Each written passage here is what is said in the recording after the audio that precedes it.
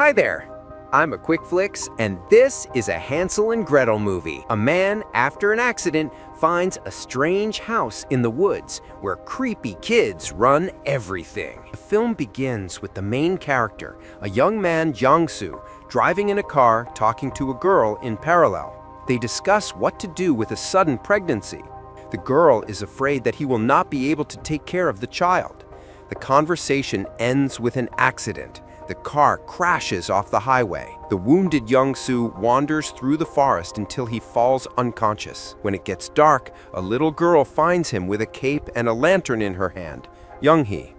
She accompanies him through the forest straight to a beautiful, well-kept house, on the fence of which hangs the sign, House of Happy Children. In the yard, they are met by the rest of the family, dad, mom, brother, and sister. The adults invite Yonsu into the house to treat the wounds. There is a cozy holiday atmosphere inside. Christmas is coming. Parents introduce guests to children. The boy's name is Manbuk, and the younger girl is Jungsun. Yonsu falls off his feet from fatigue and does not notice how closely the owners are watching him, catching every movement. He asks to call, but his father says that the phone has been disconnected for several days and the master will not come in any way. The guests are put to bed in the room upstairs. The first day comes in the morning. Yonsu calls for breakfast. The table is set only with sweets. Children like it that way more. During breakfast, the children closely observe the guest. Yonsu says that his mother is in the hospital, but he didn't get along with her too well. These words make Manbak angry. He gets up and repeats that mom is the best thing on earth. Yonsu apologizes, then bows out and leaves. The whole family sees him off together, waving goodbye. The hero goes to the forest, where he wanders for a long time, noticing strange, beautiful flowers. After wandering around until dark, the guy again comes out to the lights of the hospitable house. He asks the hosts to accompany him in the morning, but they refuse for various reasons. My father is on vacation, a mother watches over her sick daughter. Mongod is not averse to showing Yonsu the way, and girls are asking for it with him. Already lying in bed, his attention is attracted by a conversation behind the wall. Yonsu goes out into the corridor, where he sees the door to his parents' room ajar. They quarrel about the fact that they can't stay here anymore and they need to be quieter so that the children won't hear. Yonsu notices Young-hee in the hallway. He goes to the nursery where they talk to Manbak. The girl has bouts of somnambulism. The guy puts the kids back to bed. Someone sneaks into his room at night. Waking up, the hero notices a note between the window shutters. He opens the window. Why she breaks down in the yard and he has to come. Turning his head, Yonsu notices a dark figure on the swing and wakes up in his bed. The second day begins. The hero descends and sees crying children. The reason for the tears was a note found in the yard. It says that the parents have left on business and ask the youngster to look after the children. A little dazed by this turn, the guy asks the children to stop making noise, and when they do not obey, breaks into a scream. After apologizing, he figures out what to do next. For breakfast, the children prepare meat soup for the guest, although they eat sweets themselves. The guy asks the boy to take him to the city, but he refuses, not wanting to leave his sisters. Young son sets off on his own. The older children are watching him closely through the window, discussing that he is good, but this is temporary. On the way, the hero hears strange sounds similar to human speech. He's coming back to check on the neighbors, but the children say that there is no one in the forest. When young son is looking for a phone, the children warn that if he leaves, the forest will become even darker and scarier. In the evening, when they draw, the guy takes a notebook with drawings, which depicts a man lying among red flowers. Manbak snatches the album and asks not to touch their things. Later, the hero hears a thud on the ceiling. He climbs into a trapdoor in the attic and runs into a woman with long hair who scares him. Manbak come to the noise. They check the roof together, but they don't find anyone. To calm the guest, the boy gives him a hand-drawn map of the forest. On the third day, Yonsu tries to get out of the forest using the map. It's starting to snow. He soon stumbles upon a couple, Buena Deacon and his wife, Keong-suk. He warns them not to go into the forest and to return to the road. But it turns out that their car broke down, and they met Manbak, who invited them to visit. Yonsu moves on while the new guests settle in the house. Keong-suk pays attention to the expensive toys and Young-sun's necklace made of real jewelry. Young-sun, wandering in the snow, slips and falls. Before switching off, he sees the changing location of the trees. In his delirium, he dreams of children playing in the living room. The younger one tears up a plush toy for punishment for disobedience, and Young-hee asks him not to leave. After recovering, the guy returns to the house, where the boy calls him uncle. In anger, he asks why man-god won't show him the way. Young-sun starts crying from the screams, but Yonsu calms her with a hairpin found. The deacon introduces himself, but the hero, realizing that they are new prisoners, does not even try to speak and ignores the outstretched hand. On the fourth day, the forest was covered in snow. The children are having breakfast with new guests, while the sullen Yonsu is sitting on the sofa in front of the TV. Young asks Kinsuke to feed her, but the woman insistently refuses, not wanting to burden herself. The guest believes that the parents spoiled the children. The hero switches channels at this time. Each one has the same strange cartoon about a stuffed rabbit tearing off the limbs of a teddy bear, and only on the last channel, an interview with a happy family about Christmas. Young-soo climbs behind the TV and sees that not a single cable is connected. Even the power plug is not plugged into the socket.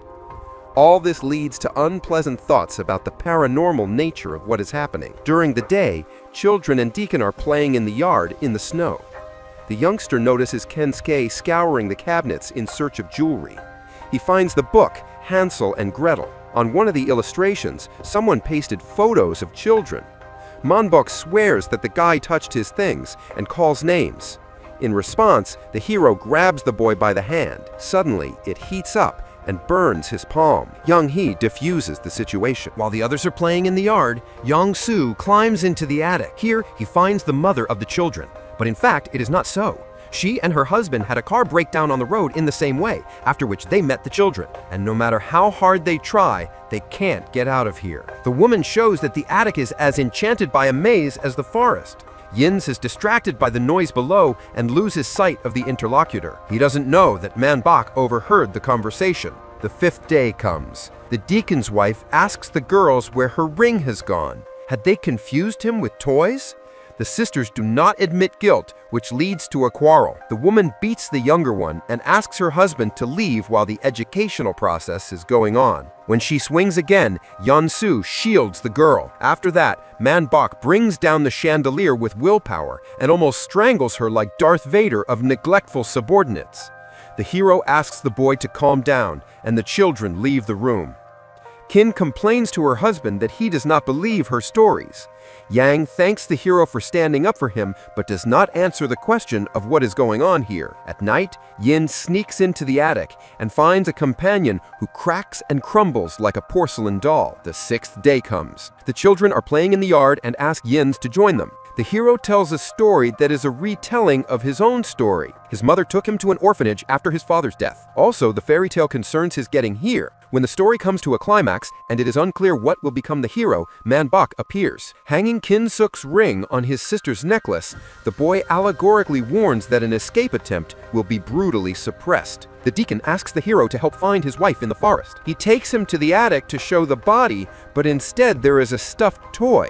Byun's attention is attracted by a box of jewelry, and he decides to stay in the house. Yong-soo tries to warn him, but in the end, the priest shows a very cool gangster disposition instead of pious meekness, beating the hero. Later, Byun plays with the children, trying to find out where the jewelry is stored. Thanks to tricks and complacency, he manages to ingratiate himself into the confidence, despite the intervention of Jens. Realizing that he's not welcome here, the hero leaves. His attention is attracted by a scarlet shirt in the refrigerator, covering a piece of meat. He understands that the children cook for those adults who they don't like. Later, he notices Monbok going into the forest and sneaks after him. Along the way, he sees a tree with human faces, among them Ken-suk. The hero sees a blue door in the field. Monbok enters it and disappears.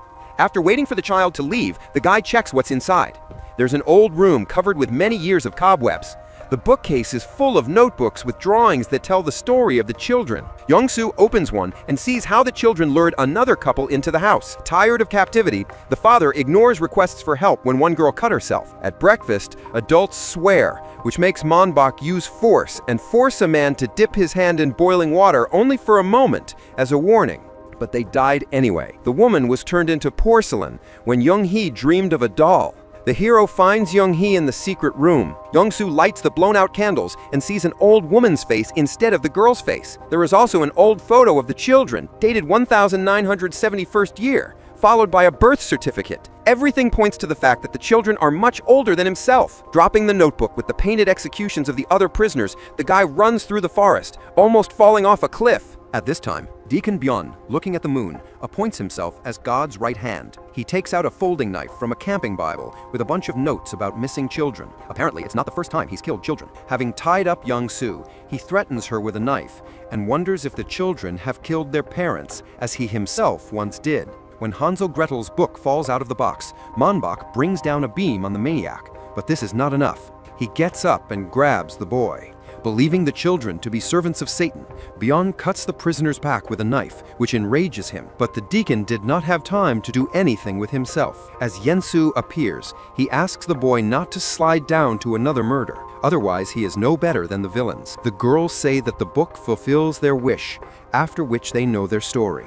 A long time ago, they lived in the orphanage house of happy children. The caretaker, as is customary in such institutions, took anger on defenseless pupils, beat them and starved them, and raped the girls. But one day, on Christmas Eve, guests of social services came to them. Among them was Santa Claus in disguise. He brought as a gift a box of sweets and the book by Hansel Gretel. Santa Claus said that at Christmas, all their wishes will be fulfilled. During this visit, the boys who remained locked up knocked on the door, begging for mercy. For this, one night, the abbot pulled the bag into the yard and beaten with stick to death. While he was burying the body, the children, who saw everything through the window, visit the second prisoner. Monbach opens the lock with the power of thought. Inside, they are trying to feed a fellow sufferer, but he has already died of hunger. The abbot, caught, ties up the children and tortures them, simultaneously eating the sweets presented. He goes with a red-hot brand to Monbach,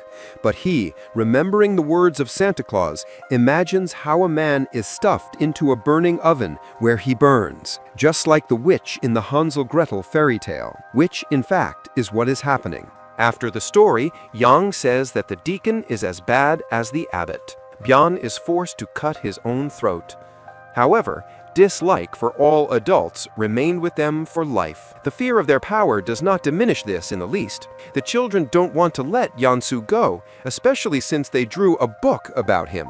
There is no death in it yet, but given the trend, it's only a matter of time. Yonsu persuades the children to go out into the real world, but they refuse.